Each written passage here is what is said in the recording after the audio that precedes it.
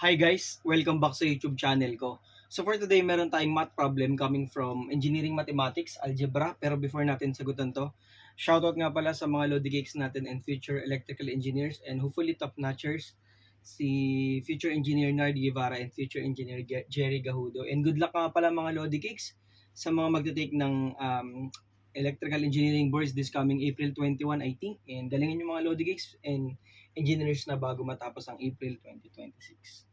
So in the recent Gulf War in the Middle East, the Allied forces captured 6,400 of Saddam's soldiers. And with provisions on hand, it will last for 216 meals while feeding 3 meals a day. So the provision lasted for 9 more days because of daily deaths. At an average, how many died per day? So, at first glance mga Lodi Gigs, this is parang quite hard or quite difficult na math problem. Pero pag inanalyze natin kasi madali lang naman siyang sagutan. So ano po ba yung mga gagawin natin dyan, Sir IJ? So the first thing that we can do or we can obtain is notice that the provisions on hand will last for 216 meals while feeding 3 meals a day.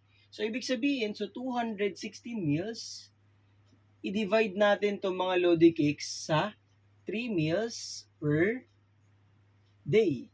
So makukuha natin kung ilan po ba yung pinaka-total number of days that the provision will last originally. So this is 72 days, mga Lodi Cakes. Right? However, sinabi na the provisions lasted for 9 more days. Pero before pala tayo magpunta dyan, so tandaan natin na kapag ganito yung klase ng mga problem, normally this is application of arithmetic series. Kasi nga, ang kailangan natin ditong kunin mga Lodi Cakes is the number of soldiers day. So, kumbaga, soldiers multiplied by the total number of days originally kung gaano katagal maglalas yung provision natin.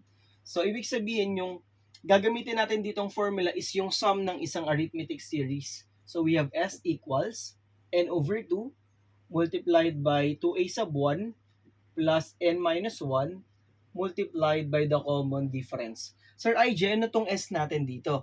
Yung S natin dito will be corresponding to the product of the total number of soldiers multiplied by the original number of days that the provisions will last. So yung gagamitin nating S dito mga Lodi Cakes will be equal to 6,400 multiplied by 72 days. So ito na yung magiging ano natin mga Lodi Cakes.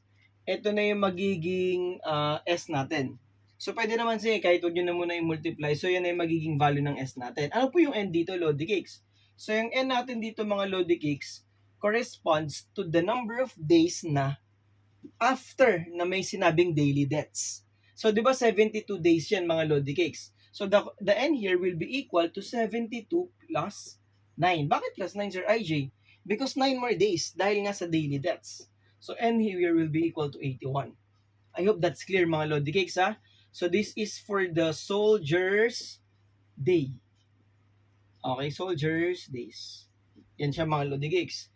How about the A sub 1, Lodi? So, yung A sub 1 natin, syempre, ano ba yung first or yung original number of soldiers natin? So, that is equal to 6,400. And itong D natin, yung hinahanap natin, which is the number of daily deaths, which will be negative. Tama ba? Kasi negative, kasi daily deaths. So, ano na mangyaring pinaka-final equation natin, Sir Lodi Cakes? So, we have 6,400 multiplied by 72.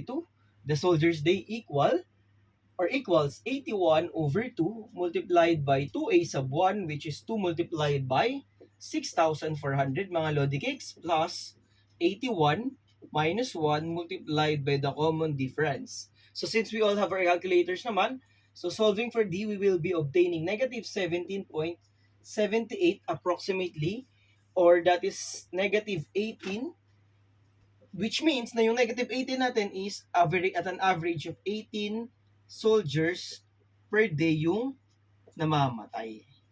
Okay? So, therefore, the correct answer for the given board problem is letter D.